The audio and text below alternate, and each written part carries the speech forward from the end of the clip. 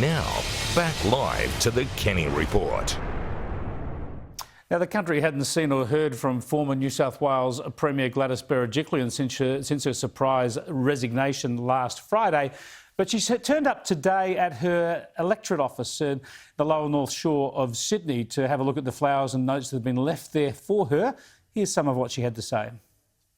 I just want to say thank you to everybody for the support they've shown me. It's very comforting, and I just want everybody to get behind the new Premier Perrottet and the New South Wales Government during this important time. Thank you so much. Gladys Berejiklian there today from behind the mask, as is the way of this time in our lives. Let's catch up with the Liberal MP for the federal seat of Mackellar on the North Shore of Sydney, Jason Falinski. Good to talk to you, Jason. What are your thoughts on the political demise of Gladys Berejiklian and whether there is potential for a federal career if and when she can put the ICAC stuff behind her?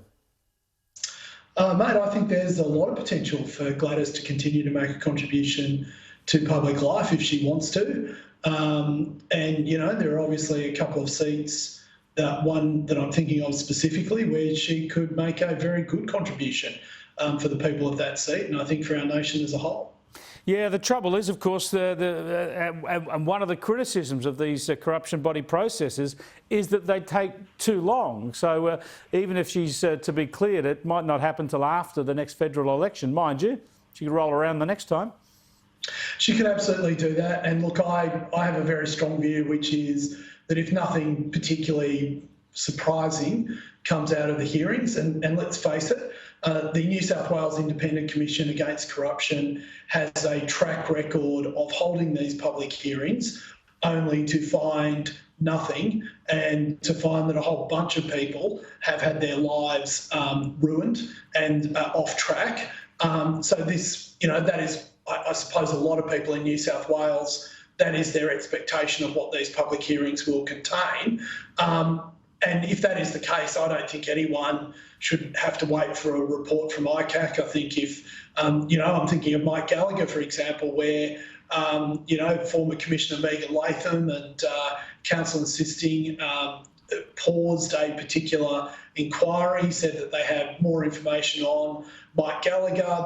They brought him back 3 months later and they had nothing. They had no evidence whatsoever that he had done any wrongdoing. And, you know, the man's career and life, not his life, but his career was certainly destroyed because of false allegations made by the New South Wales Independent Commission Against Corruption. Shocking, and he can join the queue when it comes to that. Now, on to the federal issues, Jason. Where are you on net zero? Should the Prime Minister, should Australia sign up to net zero by 2050? And should Scott Morrison go to Glasgow to make that commitment?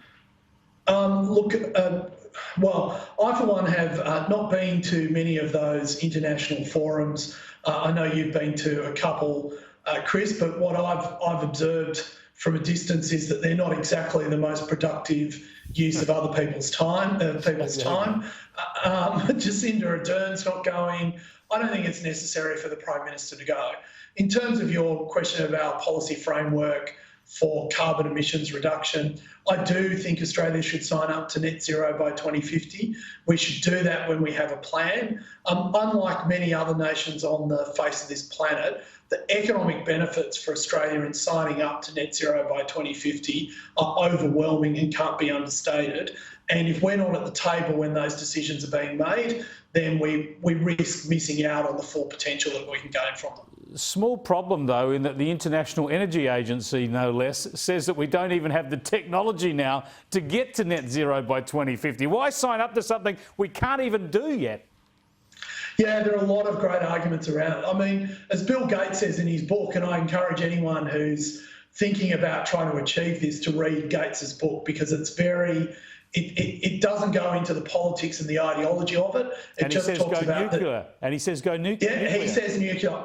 Chris, can I say, no, I don't disagree. I think that is absolutely an option that needs to be on the table. I mean, the people who quote IEA, for example, the member for Warringah, Zali Steggall, is always quoting the International Energy Agency's report when it comes to gas and coal, but she fails to mention that there are nearly twice as many chapters talking about, therefore, the necessity of countries investing in nuclear energy to provide baseload power. That is a good note to finish on, Jason. We are out of time. Thanks so much for joining us.